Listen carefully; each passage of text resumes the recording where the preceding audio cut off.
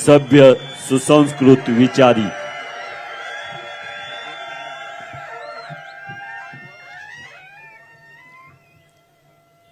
आदरणीय शरदचंद्रजी पवार साहेब,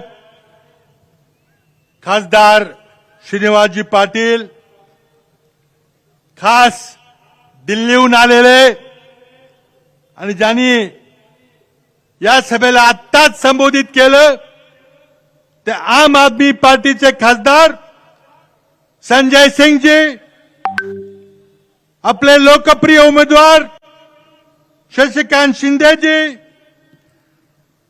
राजेश भैया टोपे, अनिल बाबू देशमुख, बाळासाहेब पाटील, तिन्ही पक्षांचे आणि सर्व मित्र पक्षांचे पदाधिकारी, सत्यजित पाटणकर, श्री सुनील माने आणि या विराट सभेमध्ये उपस्थित असलेले सर्व सातारा लोकसभा मतदारसंघाचे आपण सर्व बंधू भगिनी आणि युवक मित्रांनो, ही प्रचंड मोठी सभा कशाची द्योतक आहे? अशा प्रकारची सभा 5 वर्षापूर्वी याच झडपीच्या मैदानावर याच उमेदवाराच्या विरोधात पवार साहेबांनी पावसामध्ये घेतली होती आणि तुम्ही 90,000 मताने या उमेदवाराचा पराभव केला होता. त्यावेळेला 2 पक्षाची आघाडी होती, राष्ट्रवादी काँग्रेस आणि काँग्रेस. आता 3 पक्षाची आघाडी आहे. किती मार्जिन राहणार आहे?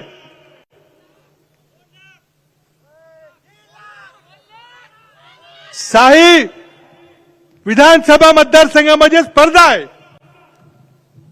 की सर्वात जास्त मताधिक्य कोण देणार? साही मतदारसंघामध्ये स्पर्धा आहे की जास्तीत जास्त मताधिक्य आम्ही देणार. आता आपण बघितलं असेल की आता मुख्यमंत्री DCM 1 DCM 2 मंत्री खिरापती वाटायला लागलेत आश्वासनांचे. कोण मंत्री करतो म्हणतंय, कोण राज्यसभा देतो म्हणतंय, कोणी कर्ज देतो म्हणतंय. तुम्ही काही जर दिले तर फार उशीर झालेला आहे. सातारा लोकसभा मतदारसंघाच्या मतदारांनी कधीच निर्णय घेतलेला आहे मी गद्दारांना कधीच निवडून देणार नाही. महाराष्ट्रातल्या गद्दारांना मी त्यांची जागा दाखवल्याशिवाय राहणार नाही. 3 वेळेला तुम्ही या विरोधी उमेदवाराला निवडून दिलं. आमच्या सर्वांच्या सांगण्यावरून पवार साहेबांनी तिकीट दिलं. पण छोटीच्या पावसातल्या सभेने पवार साहेबांनी आपली माफी मागितली की चूक झाली माझी, आणि तुम्ही 90,000 उमेदवाराला पाडलं. पुन्हा चूक करणाऱ्याची मला खात्री आहे. आज शशिकांत शिंदेसारखा एक डोंगरी भागातला युवक माथाडी कामगार चळवळीत काम करत करत नेता झाला. विधानसभेमध्ये आणि विधान परिषदेमध्ये काम केलेलं आहे. माझ्या मंत्रिमंडळामध्ये जलसंपदा मंत्री म्हणून काम केलं, मी जवळून पाहिलेलं आहे. या खासदाराला भेटायला तो तासन दिवस वाट बघायची कारण नाही. दिवसा रात्री कधी फोन केला तर तुमच्या हाकेला ओ देणारा हा युवक आम्ही जवळून पाहिलेला आहे. म्हणूनच पवार साहेबांनी शशिकांत शिंदे यांना सातारा लोकसभा मतदारसंघाची उमेदवारी दिलेली आहे. ही सभा या निवडणुकीचा निकाल काय लागणार आहे त्याच्याबद्दल आता कोणाच्या मनात शंका असायचं कारण नाही. पण नवीन खूण आहे, शेवटपर्यंत पोहोचवली पाहिजे. तुतारी वाजवणारा माणूस. पण मित्रांनो, फक्त तुम्ही सातारा लोकसभा मतदारसंघातून एक खासदार निवडून देणार का? तर नाही, खासदार निवडून देणार, पण त्याचबरोबर नरेंद्र मोदीचं सरकार घालवणार आहे.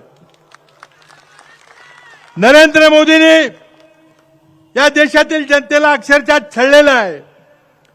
खोटी आश्वासन देऊन दिवा स्वप्न दाखवलेली आहेत. एकही आश्वासन पूर्ण झाले नाही. भारताच्या अर्थव्यवस्थेचं वाटोळं केलेलं आहे. म्हणूनच बेरोजगारी, म्हणूनच आज महागाई, न परवडणारी महागाई नरेंद्र मोदीची देणगी आहे. शेतकऱ्यांना तुम्ही खोटी आश्वासन दिली, मतं घेतली, पण आज शेतकरी आत्महत्या करायला बाध्य झालेले आहेत. कारण तुम्ही शेतकऱ्यांच्यावर सूड घेताय. तुम्ही अचानक 301 कायदे बदलले. शेतकऱ्यांनी जगातलं मोठं आंदोलन केलं. 700 शेतकऱ्यांनी आत्मबलिदान केलं आणि तुम्हाला ते 3 कायदे मागे घ्यायला लावले. तुमचा अपमान झाला. या देशातील शेतकऱ्यांनी तुमचं नाक मातीत रगडलं आणि त्या शेतकऱ्यांच्यावर तुम्ही आता सूड उगवताय. जरा चांगला दर आला की निर्यात बंदी. गेल्या आठवड्यात 1,33,000चं खाद्यतेल आयात केलं. सोयाबीनचे भाव पाडले. कापसाचे दर काय? कांदा उत्पादकाला 40 रुपये किलो भाव मिळत होता. शेतकऱ्यांनी गुणाकार केला. माझ्या रानात 2 एकर इतके पैसे होतील. तुम्ही निर्यात बंदी केली, भाव 6 रुपये आणला. अडाणी शेतकऱ्याला सुद्धा हे गणित कळतं. तुम्ही शेतकऱ्यावर सूड उगवताय. कारण शेतकऱ्यांनी तुम्हाला 3 कायदे, ज्यामुळे सगळ्या अन्नधान्याचा व्यापार गुजरातच्या 2 उद्योगपतींच्या हातात जाणार होता. पण भ्रष्टाचार हा 4था मुद्दा आहे. प्रचंड मोठा भ्रष्टाचार निवडणूक रोख्यातून स्पष्ट झालेला आहे. सुप्रीम कोर्टाला दखल घ्यावी लागली आणि आता कळलंय की चंदा दो धंदा लो. निवडणूक रोख्यातून देणगी द्या आणि मोठी मोठी कॉन्ट्रॅक्ट ईडी सीबीआयच्या धाडी टाका आणि आठवडाभरात देणग्या दिल्या की धाडी बंद, केस बंद. जगाच्या इतिहासामध्ये एवढा मोठा भ्रष्टाचार कधी झालेला नाही. अरे तुम्ही कॅशलेस अर्थव्यवस्था आणणार होता, तुम्ही तर कॅशलेस करप्शन आणलं, कॅशलेस भ्रष्टाचार आणला. पण आर्थिक भ्रष्टाचारापेक्षा तो नैतिक भ्रष्टाचार आहे. ज्या प्रकारे तुम्ही निवडून आलेली सरकार पाडता, महाराष्ट्रात तुम्ही जो नंगानाच केला, तो महाराष्ट्रातलं सगळं प्रकरण, मग शिवसेनेचं असेल किंवा राष्ट्रवादी काँग्रेसचं असेल, सगळं नरेंद्र मोदींच्या आशीर्वादाने झालेलं आहे, त्यांच्या मान्यतेने झालेलं आहे. अरे तुम्ही न खाऊंगा न खरीदूंगा म्हणत होता, कसला भ्रष्टाचार. महाराष्ट्राची जनता कधीही फितुरीला, गद्दारीला, विश्वासघात करणाऱ्यांना, पाठीत खंजीर खुपसताना माफ करणार नाही. ती महाराष्ट्राची प्रकृती नाही आहे. आणि म्हणून या निवडणुकीमध्ये ज्यांनी गद्दारी केलेली आहे, ज्यांनी लोकांच्या मताचा सौदा केलेला आहे, ते मतदार तुम्हाला कधीही दारात आता उभं करणार नाहीत. म्हणून ही निवडणूक देशातली लोकशाही जिवंत राहणार आहे का नाही, त्या देशात पुन्हा निवडणुका होणार आहेत का नाही. डॉक्टर बाबासाहेब आंबेडकरांनी दिलेलं संविधान, ज्या संविधानानं फक्त आंबेडकरी जनतेला, आदिवासींना न्याय मिळाला नाही, तर तुमच्या आमच्या सारख्याला देखील न्याय मिळालेला आहे. स्वातंत्र्यापूर्वीची परिस्थिती बघा, काय होती आपली परिस्थिती. नोकऱ्या होता का, शिक्षण होतं का, सहकारी चळवळ होती का, कारखाने होते का, उसाला पाणी मिळत होतं. या संविधानानं आपल्याला ते अधिकार दिलेत. कारण हाच देश, हीच माणसं एका वेगळ्या राज्य व्यवस्थेमध्ये, वर्ण व्यवस्थेवर आधारित समाज रचनेमध्ये आपण 1000 वर्ष गुलामगिरीत होतो. पण डॉक्टर बाबासाहेब आंबेडकरांचं संविधान आलं, सगळ्यांना समतेची वागणूक, न्यायासमोर सगळे समान. आणि आपण बघता बघता गेल्या 75 वर्षात एक महाशक्ती व्हायला लागलेलो आहे. 5व्या नंबरची अर्थव्यवस्था झालेली, आम्हाला अभिमान आहे. पण मी सांगू इच्छितो, की अर्थव्यवस्थेचा विकास डॉक्टर मनमोहन सिंग आणि पवार साहेब मंत्रिमंडळात होते त्या 10 वर्षामध्ये 2004 ते 14 मध्ये ज्या गतीनं विकास झाला, नरेंद्र मोदींना तो विकास जर टिकवता आला असता तर आज भारताच्या रस्त्यावर 5व्या नाही तर 3ऱ्या नंबरवर असते. म्हणून बेरोजगारी, म्हणून महागाई, कारण सरकार चालवायला मोदीला प्रचंड कर्ज काढल्याशिवाय सरकार चालवता येत नाही. आज भरमसाठ कर लावल्याशिवाय सरकार चालता येत नाही.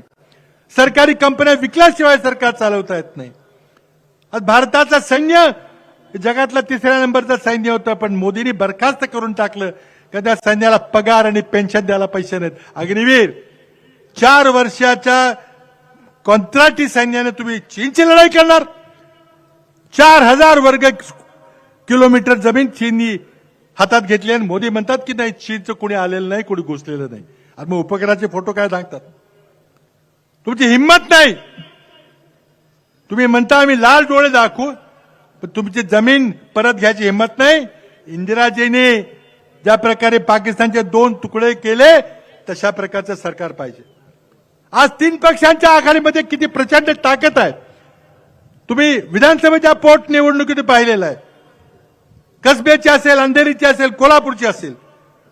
तुम्ही स्थानिक स्वराज्य संस्थांच्या पदवीधर आणि शिक्षक मतदाराच्या निवडणुका पाहिलेल्या. आपण कधीही पुणे विभागात त्या जिंकलो नव्हतो, पण 3 पक्ष एकत्र आल्याबरोबर आपण त्या निवडणुका जिंकलो. प्रचंड ताकद आहे. उद्धवजींची शिवसेना, पवारसाहेबांची राष्ट्रवादी आणि काँग्रेस पक्ष. काँग्रेस पक्षाचे नेते राहुल गांधी यांनी देशभर पायी पदयात्रा काढली. 4500 किलोमीटर थंडी, ऊन, पाऊस, बर्फात. लोकांना वाटलं ते होणार नाही, पण करून दाखवलं. कशा करता? निवडणुकीची मतं घेण्याकरता नाही, तर ज्या प्रकारे नरेंद्र मोदी समाजामध्ये विष घालवत होते, समाजाला फोडत होते, विभाजित करत होते, तो समाज जोडण्याकरता राहुल गांधींनी ती पदयात्रा काढली. आणि आता काँग्रेस पक्षानं आणि इंडिया आघाडीनं, महाविकास आघाडीनं आपल्याला 5 घटकांना, युवकांना, शेतकऱ्यांना, महिलांना, कामगारांना आणि भागीदारी सत्तेमध्ये देण्याकरता काही आश्वासनं दिलेली आहेत. आणि ती पोकळ आश्वासनं नाही. आम्ही कर्नाटकामध्ये जी 3-5 आश्वासन दिली होती, सरकार आल्याबरोबर ती पूर्ण करून दाखवली. तेलंगणामध्ये करून दाखवली. आम्ही ती आश्वासनं पूर्ण करणार आहे. म्हणून मित्रांनो, या 7 मेच्या निवडणुकीमध्ये सकाळी लवकर उठा. शशिकांत शिंदे यांचं 3 नंबरला नाव आहे, त्याचा फोटो आहे, त्यांची खूण आहे, तुतारी वाजवणारा माणूस. मतदान करा आणि सातारा लोकसभा मतदारसंघामध्ये इतिहास घडून आणा, ही विनंती करायला मी आलेलो आहे. तुम्ही ते करून दाखवाल, इतिहास घडवाल, ही अपेक्षा व्यक्त करून थांबतो. जय हिंद, जय महाराष्ट्र. दिल्लीचे हित